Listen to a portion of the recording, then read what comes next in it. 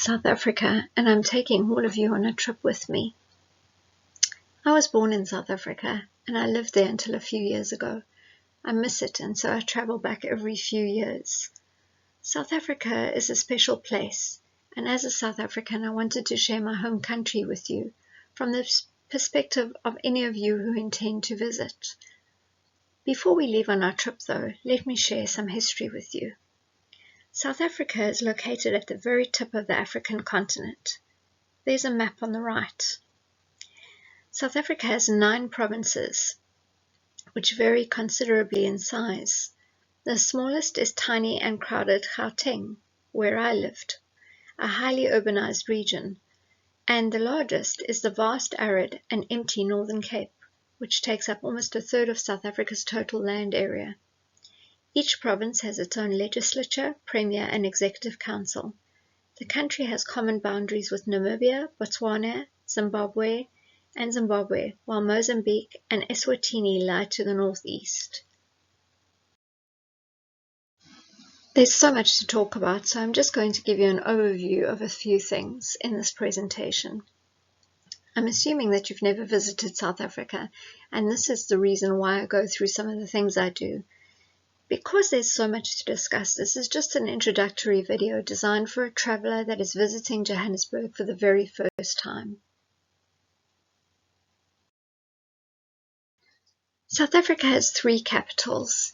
Cape Town, in the city of Cape Town Metropolitan Municipality, Western Cape, is the legislative capital and is where the country's parliament is found. Bloemfontein, in Mangaung Metropolitan Municipality, Free State, is the judicial capital and home to the Supreme Court of Appeal. Pretoria, in the city of Tshwane Metropolitan Municipality, Gauteng, is the admin capital and the ultimate capital of the country. It is home to the union buildings and a large proportion of the public service. Can you locate these capitals on the map?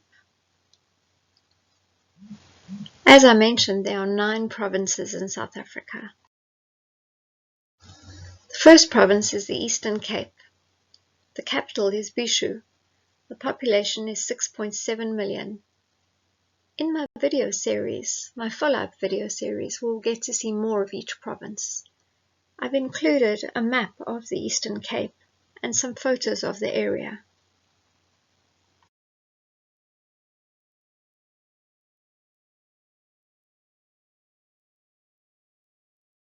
The next province is the Free State, capital Bloemfontein, population 2.9 million. Again, I've included a map and some photos of the area. This is where I stayed, in Gauteng, capital Johannesburg, population 15.4 million people. There's a map showing you all the areas in Gauteng and some photos. The next province is KwaZulu-Natal. This is the province I was born in, and still one of the provinces that I feel an affiliation with. The seas are warm, and I have fond memories of family holidays. I've included some photos of KwaZulu-Natal. I've travelled quite extensively there, as I have all over South Africa, but I'll share this with you in subsequent videos. Next province is Limpopo, capital Polokwane, population 5.8 million people. I've included a map and some photos of Polokwane. We will look at this province in later videos. Another province in South Africa is called Mpumalanga. The name means east, or literally the place where the sun rises in the Swazi, Xhosa, Ndebele and Zulu. The capital is Nelspruit. The population size is 5.8 million. The next province is the Northern Cape. The capital is Kimberley. The population is 5.8 million. I've included some photos of the Northern Cape. This is another one of the areas that I have visited, and I'll go through this in follow-up videos.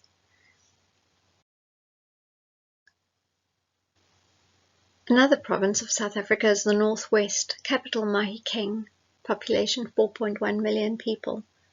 This is also where Gold Reef City and the Pilanesberg Game Reserve is located.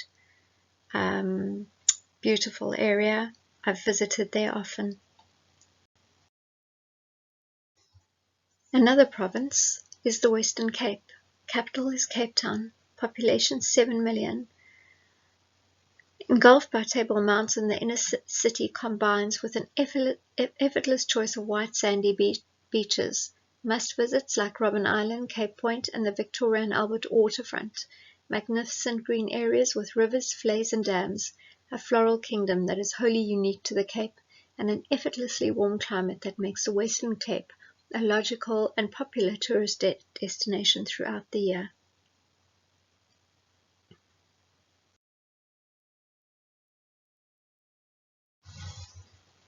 I've included a photo of the beautiful Plettenberg Bay. It's the primary town of the Bitu local municipality in the Western Cape province of South Africa. As of the census of 2001, there were 29,149 people. It was originally named Bahia Formosa, the Beautiful Bay, by the early Portuguese explorers, and it lies on South Africa's Garden Route, 210 kilometers from Port Elizabeth and 600 kilometers from Cape Town.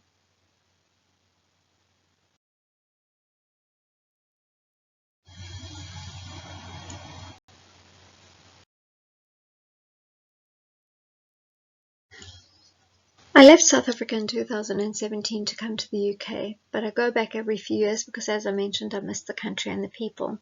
So before I travel to South Africa, the first thing I do is check that my passport is valid. It was all good. South Africans need to enter South Africa on their South African passport, even if they have an additional passport.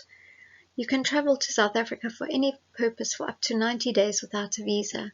You should check the expiry date on your visa or entry stamp and make sure you do not overstay.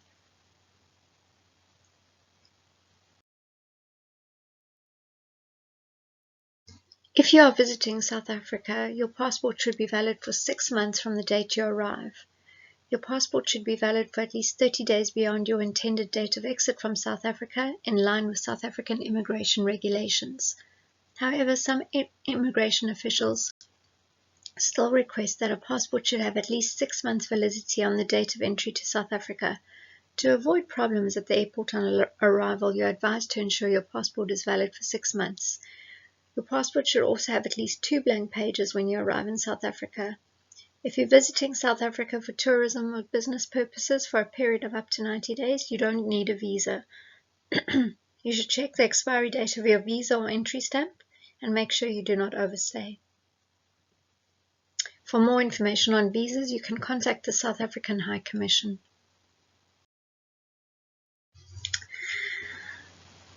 If you hold South African citizenship, you must enter and exit South Africa on your South African passport. It is an offence for a South African citizen aged 18 years or over to enter or leave the country on a foreign passport.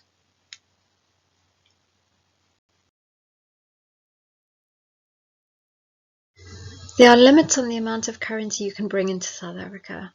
For cash in South African Rand, the limit is 25,000.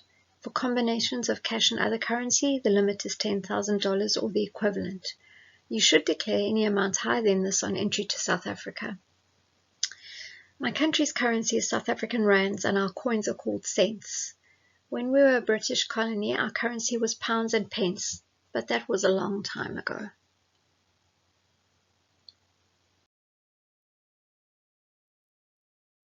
There are many airlines that fly to South Africa. I'm flying into Johannesburg at OR Tambo International Airport. This trip I'm flying KLM, they're a Dutch airline.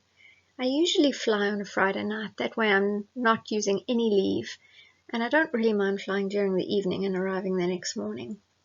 Sleeping on the plane is never good. I never get proper rest. The average flight time to South Africa is 10 hours, which is not really too bad. That's usually the flight path from the UK to Johannesburg. We fly over the African continent and the flight time is roughly 10 to 11 hours. The first leg of the journey that I'm taking is going to be to fly from the UK to Amsterdam and then from Amsterdam to South Africa. Schiphol Airport is large but fairly easy to navigate. Just leave enough time to get to the gate you will be boarding at. There are phone charging stations at each boarding station, which is very convenient. The KLM crews are friendly and efficient. This is if you are transiting through Amsterdam. Boarding is easy. You need your passport and your boarding pass. Getting through customs is also easy. Just a note, make sure you don't pack anything over 100 mils because it will be confiscated before you go through customs.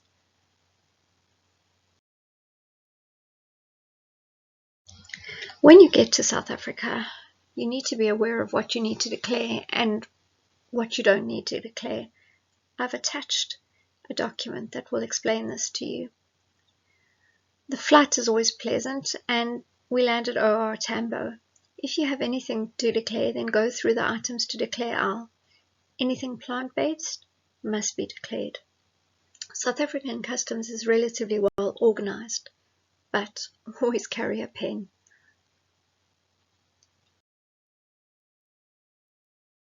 It's always good to be back in South Africa, and Johannesburg is always busy. Traffic is hectic and taxis are everywhere, and these taxi drivers drive on the pavements and push in wherever they can without indicating or caring if they're going to cause an accident. If you drive in Johannesburg, you need to be calm and vigilant and always drive defensively. At traffic lights, it's not uncommon to see beggars and street vendors. You often see women with kids begging at street corners. These women often hire kids from their parents in order to beg.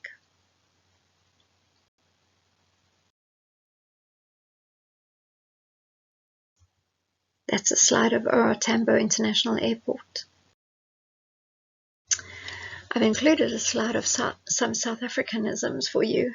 Better learn the lingo before you go. We talk our own special language in South Africa, a mix of Afrikaans and English, and sometimes even other languages thrown in there.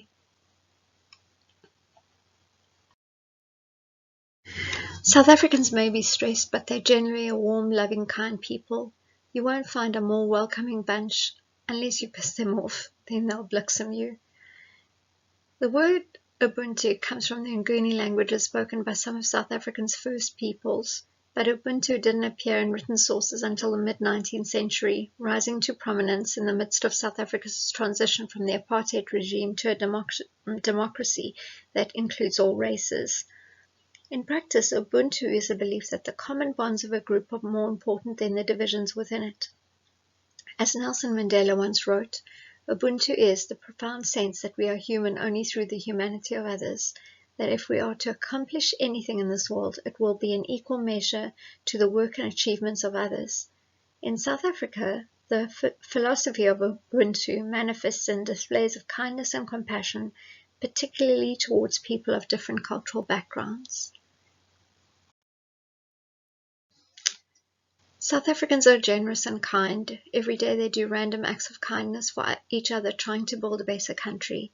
From the ravages of apartheid 30 years onwards, every day people stand together to try and overcome the crime and corruption of the leaders who disgraced the country and the people. And this is what makes me proud to be South African. When I hear of the kind acts South Africans do every day, kindness that sets them apart from those in South Africa who operate on greed and violence, it's this that makes me miss my home. So what you will find when you visit South Africa is kindness and a spirit of camaraderie. You'll find strange new words and amazing new foods and flavors.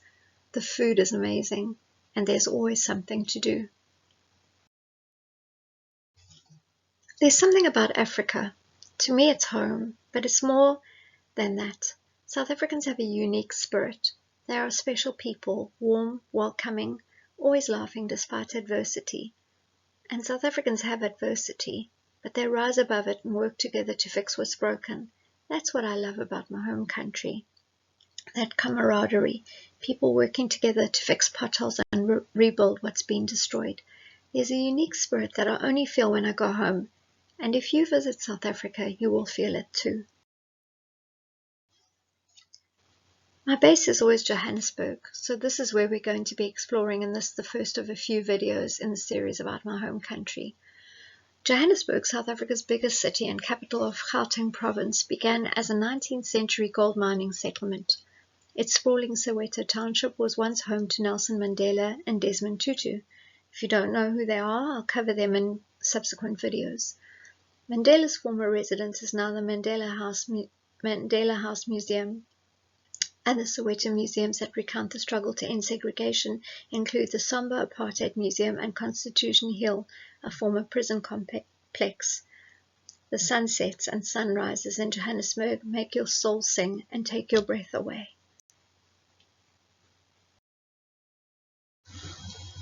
This is a photo of Johannesburg in the 1890s. The Witwatersrand gold rush was a gold rush in 1886 that led to the establishment of Johannesburg. It was a part of the mineral revolution. The Golden Arc, which stretches from Johannesburg to Welkom, used to be a massive inland lake, and silt and gold deposits formed from alluvial gold settled in the area, which formed the found gold. The first discovery of gold in the region was in 1852 on the Paardekraal farm, Krugersdorp, in the South African Republic, by John Henry Davids, a Welsh mineralogist. Davids presented his gold find to President Andries Pretorius, but feared what would happen to the new republic if the discovery became widely known. Davids was told to sell the gold to the Transvaal Treasury and was ordered to leave the country and escorted to the border, where he returned to the Cape Colony. Some photos of Johannesburg city centre. The streets I know well.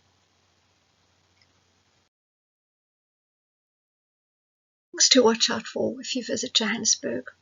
Watch out for the beggars. They're generally at every traffic light.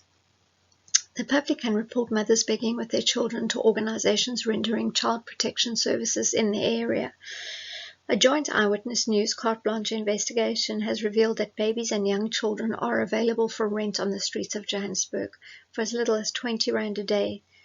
Beggars are renting the children in order to earn more money from motorists.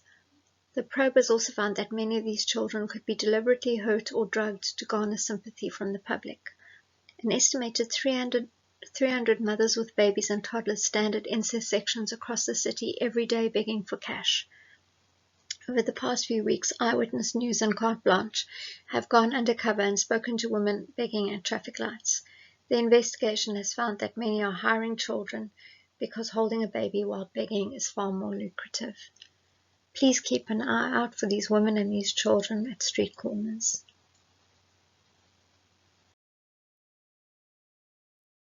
To watch out for is smash and grabbers. I've included a few articles. Smash and grabbers smash your window with spark plugs and grab valuables and run away. They operate all over Johannesburg. The best thing to do is avoid coming to a standstill at a traffic light, as these young Bantu boys won't target a moving car. Some hints and tips to prevent being smashed and grabbed is to keep your doors locked at all time, to maintain a gap with a vehicle in front of you at an intersection, and to check your surroundings at all times.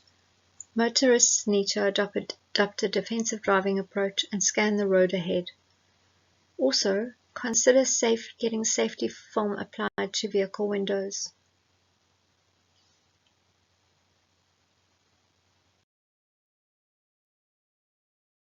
Crime in Johannesburg.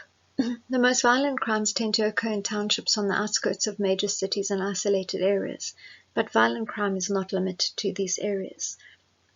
Violent crime, including rape, sexual assault, and robbery, can take place anywhere, including in public areas such as popular tourist spots and transport hubs. Try to travel with a friend or ensure that a friend or responsible person is aware of your itinerary.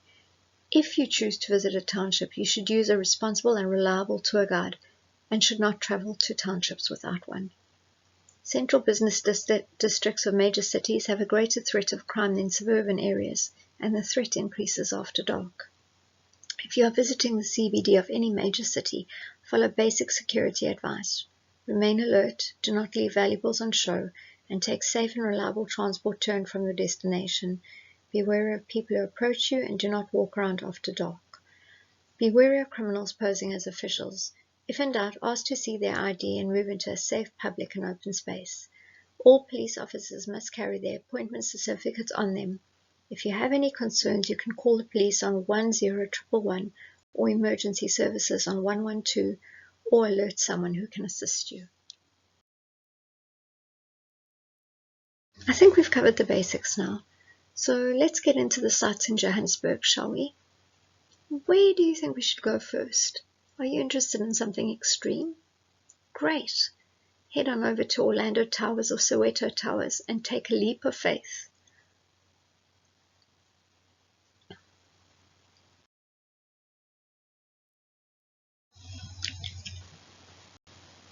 Now that we've covered a few safety tips and an overview, let's get on with seeing some of the other sights in Johannesburg, shall we?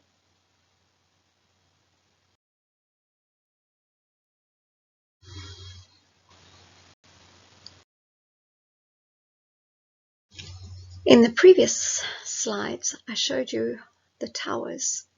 Bungee jumping is quite common there. South Africans love extreme sports. It keeps the blood flowing. The Soweto bungee involves jumping from the uppermost part of the tower by use of a parachute. The height of the tower is more than 100 meters. And there's also another activity that you can do there, which is a 150-foot free fall with no ropes. Which one would you try if you were there? Are you brave enough? Reef City Theme Park is also a popular amusement park in Johannesburg. It's located on an old gold mine which closed in 1971. The park is themed around the gold rush that started in 1886 on the Witwatersrand. The buildings on the park are designed to mimic the same period. There's a museum dedicated to gold mining on the grounds where it's possible to see a gold-containing ore vein and see how gold is poured into barrels, and multiple shops around the park can be located. I've included a photo of one of my favorite rides at the park. It's on the right and it's called the Anaconda.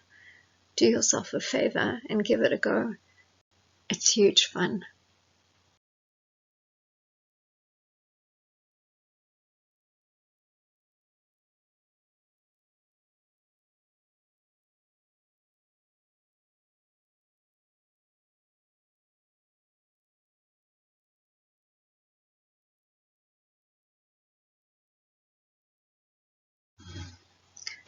You can indulge in game drives and hot air ballooning, and Sun City and the Valley of the Waves is very close.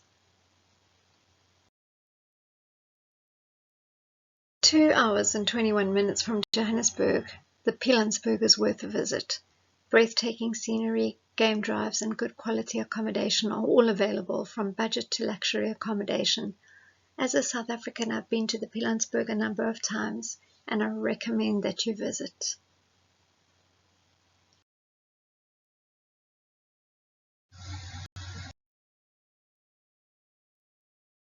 A true South African treasure, the Pilanesberg National Park protects the natural animal and bird species in the region. I once spent a weekend as part of a work party helping clear scrub in the park. I spent a very cold night sleeping outdoors until I took refuge in the boot of the car, and this was after a lot of glühwein had been drunk to try to make me feel warm.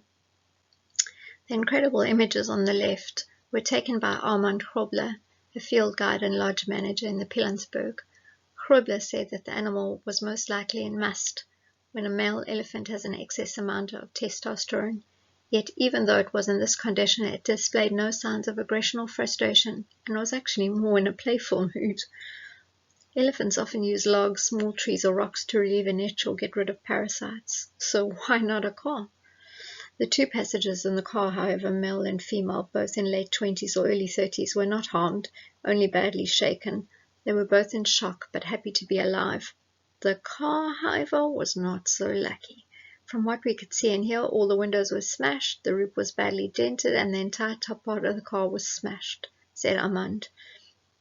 All 4 tires had been blown, and the chassis was broken. To read about the incident where Pilanesberg's most famous bull elephant, Amarula, flipped a Volkswagen into a bush back in 2011, click on the link. And for anyone going to Pilanesberg anytime soon, try not to drive a silver VW. There's a number of places to stay in the Pilanesberg. I've shown you 2 in this slide, but I've included more in subsequent slides. As I prepared this video for you, I came across a slide which said, "It's time for you to come home." And I knew that it was the universe's way of sending me a message. I've been away for too long, and as I prepared this series for you, I found myself falling in love with South Africa all over again. We have our issues, believe me: corrupt leaders, electricity issues, high prices, and even crime. But there's something about South Africa that just takes my breath away. If only all South Africans could tackle the crime and the corruption and eliminate them from South Africa, our country would be heaven on earth.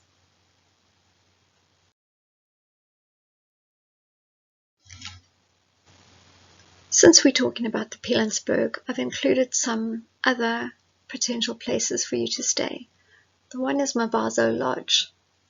This stunning lodge is all about the hospitality Africa has to offer: her warmth, her people, the wild beauty, and the beautiful African sunsets. Kingdom Resort is a resort I've stayed at when I visited the Pilanesberg National Park. It was a very enjoyable stay. The accommodation was incredible. The hospitality was warm and welcoming. I've included a few prices of some places at the Pilanesberg. I will add some more, but for now I've given you 4 to choose from.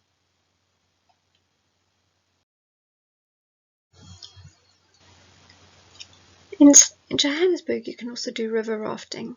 The Vaal River has some fun petite rapids, and it's very close to Johannesburg, so it's a popular destination for family and corporate trips.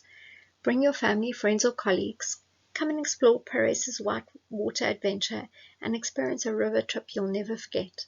Only 1 hour's drive from the center of Johannesburg. I've included some crime statistics on crime in South Africa.